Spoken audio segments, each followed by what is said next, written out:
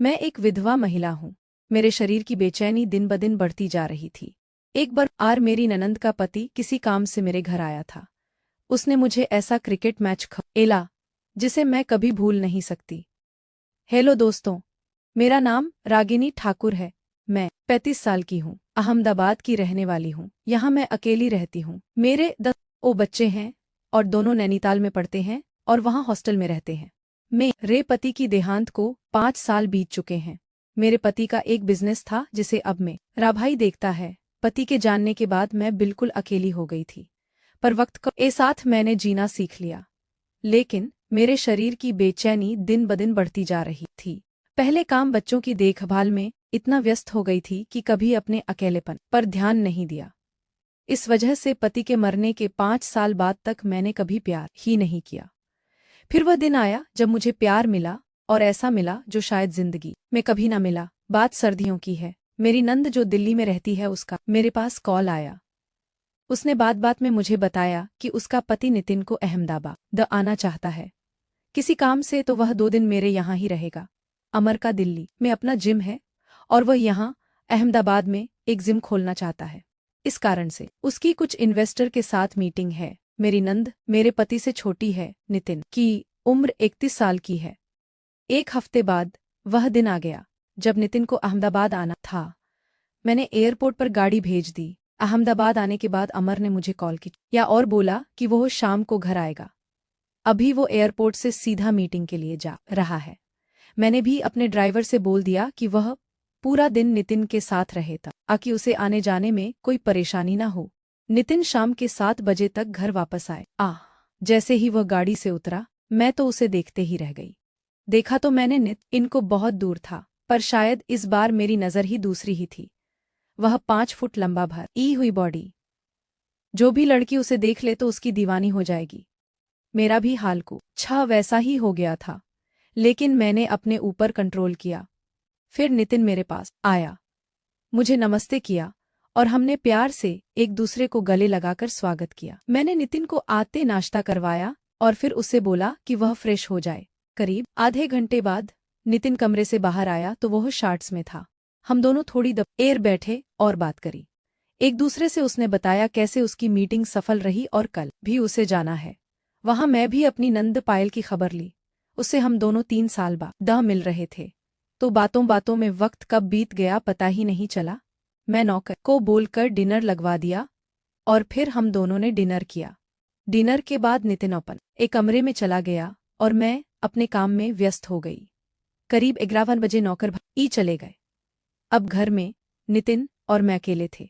मुझे लगा शायद नितिन थका हुआ होगा तो सो गया होगा। मैं अपने कमरे में आकर कपड़े बदलकर नाइटी पहन ली और शीशे के सामने खड़े होकर अपने आप को निहारने लगी। मैं अपने शरीर को निहार रही थी कि अचानक दरवाजे पर किसी ने दस्तक दी। मैंने दरवाज़ा खोला तो देखा नितिन खड़ा हुआ था। जैसे ही नितिन ने मुझे देखा तो मैं उसकी आंखों में चमक महसूस करी। शायद वह मेरे बदन को नाइटी में देखकर निशब्द रह गया हो। फिर कुछ देर बाद बोला, माफ करना भाभी, मुझे नींद नहीं आ रही थी तो सोचा आपके साथ बैठकर बात कर लूं, पर अगर आप सोना चाहती हो तो कोई नहीं, हम कल बात कर लेंगे। मैं बोली, अरे नहीं नितिन, मैं तो बस ऐसे ही रूम में आ गई थी। चलो बाहर बालकनी में बैठकर बात करते हैं। नितिन से मैंने वाइन के लिए पूछा तो उसने हाँ कर दी और मैंने वाइन 2 गिलास में डाली और बाहर बालकनी में बैठ गए। हम दोनों की कुर्सी बराबर में थी। नितिन बोला, भाभी आपको देखकर हमें बहुत हिम्मत मिलती है। कैसे आपने सब कुछ खोने के बाद भी अपना आपको टूटने नहीं दिया और अच्छे से सबको संभाल लिया। घर, बच्चे, कारोबार में और जानवी हमेशा आपको देखकर गर्व महसूस करते हैं। मैं बोली, नितिन यही जिंदगी है, किसी के जाने से जिंदगी नहीं रुकती। अपने आप को खुद संभालो और आगे बढ़ जा। वैसे तुम और जानवी वहां दिल्ली में खुश तो हो ना? मेरे पूछने पर नितिन खामोश हो गया। मैं बोली, नितिन क्या हुआ, खामोश क्यों हो गए? क्या तुम लोग वहां खुश नहीं हो? कोई परेशानी है तो मुझे बताओ, मैं मदद करूंगी। आखिर राहुल की देहांत के बाद तुम दोनों मेरी जिम्मेदारी हो। नितिन वाइन पीते हुए बोला, भाभी सब कुछ बहुत अच्छा चल रहा था। पायल बहुत खुश है वहां, और अब तो हमारा बेटा भी है जिसने खुशियां दुगनी कर दी हैं। मैं बोली, और तुम खुश हो? नितिन बोला, पता नहीं भा अभी, पर मेरे बेटे के जन्म के बाद पायल बदल गई है। वह प्यार जो मुझे चाहिए वह मुझे उससे नहीं मिल पाता है। हमेशा घर के काम, बच्चों की देखभाल। शायद अभी यही उसकी लाइफ है। जो पायल का प्यार था मेरे लिए, अब वो कहीं खो गया है। मैं समझ गई थी नितिन की तकलीफ को। शायद यह भी उन मर्दों की तरह जिंदगी जी रहा है जो अपन ई वाइफ के साथ रहते तो है, पर वह प्यार और जरूरत के लिए बाहर ही सहारा ढूंढते हैं। मैं बोली, नितिन, मैं समझ सकती हूँ कि प्यार के बिना जिंदगी कैसे अधूरी हो जाती है। मैं वो जिंदगी जी रही हूँ और मैं नहीं चाहती कि तुम ऐसी जिंदगी जियो। इसीलिए मैं पायल से बात करूंगी। नितिन बोला, नहीं भाभी, ऐसा मत करना वरना उससे लगेगा कि मैं आपसे उसकी बुराई करी है। आपने सही कहा, शायद यही लाइफ है। ऐसे भाभी, आप 5 साल से अकेली हो। क्या आपको कभी किसी की जरूरत महसूस नहीं हुई? क्या आपको नहीं लगता कि आपको भी जीना चाहिए और प्यार आपको भी चाहिए? अब चुप रहने की बारी मेरी थी। थोड़ी देर चुप रहने के बाद मैं बोली, नितिन, कमी तो बाद में बहुत महसूस होती है। 5 साल से अधूरी जिंदगी जी रही हूँ। सब कुछ है मेरे पास आज, पर फिर भी अकेली हूँ। नितिन बोला, भाभी, अगर बुरा ना माने तो पूछ सकता हूँ क्या? भाई के जाने के बाद आपने किसी के साथ प्यार नहीं किया?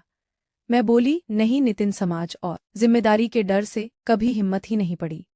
नितिन बोला, क्या आपका मन नहीं करता? आपको पूरा हक है खुश रहने का और अपनी जरूरत को पूरा करने में डर कैसा? इस बात के बाद हम दोनों के बीच खामोशी पसर गई। मैं कुछ नहीं बोली। करीब 1 मिनट बाद मैं अपने हाथ के ऊपर नितिन का हाथ महसूस किया।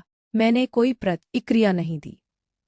मुझे मेरी नंद का ख्याल आया और मैं हाथ को छुड़ाकर वहां से उठकर और अपने कमरे में आकर कुंडी लगा दी।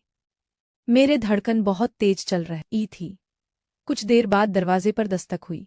मैं समझ गई थी कि यह नितिन ही है। लेकिन कुछ देर बाद मैंने दरवाजा खोल दिया। नितिन बाहर खड़ा हुआ था। माफ करना भाभी, मैं आपका दिल नहीं दुखाना चाहता था। पता नहीं कैसे मैं ये सब कर दिया। आप मुझे माफ कर दीजिए। वह बोल ही रहा था, मैं उसे अचानक से प्यार कर लिया। शायद मेरे इस अचानक की हरकत से वह हैरान था, लेकिन कुछ पल बाद वह मुझे प्यार करने लगा। फिर हम नहाकर सो गए कसम से। करीब 5 साल बाद इतनी सुकून की नींद मिली थी मुझे। उसके बाद नितिन 2 दिन और मेरे साथ रहा। हमने जम के बातें किया। 2 दिन बाद जब वह गया तो बुरा तो बहुत लगा, पर शायद यही जिंदगी है। उसके बाद नितिन और मैं अक्सर बात करने लगे। आज भी हम इतने ही करीब हैं जितना 3 साल पहले थे। हमें कमेंट करके जरूर बताएं और साथ ही इस वीडियो को एक लाइक करें, चैनल को एक सब्सक्राइब करें और नोटिफिकेशन बेल को भी जरूर दबाएं ताकि अगली अपडेट सबसे पहले आपको मिले।